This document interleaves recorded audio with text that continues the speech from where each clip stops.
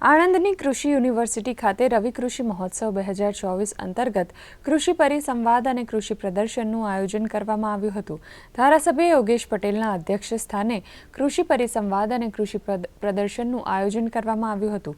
પ્રાકૃતિક ખેતી કરતા ખેડૂતો માટે શાકભાજીના સ્ટોલ, મિલેટ્સના વાનગી સ્ટોર, પશુ સહાય સ્ટોલ, ટપક પદ્ધતિ સ્ટોલ તથા ઓર્ગેનિક ખાતર સ્ટોલનું પણ પ્રદર્શન યોજવામાં આવ્યું હતું।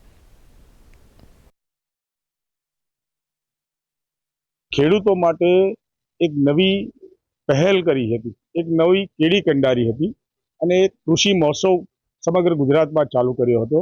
ત્યારથી આજ પર્યંત આ કૃષિ મહોત્સવ ચાલી રહ્યો છે।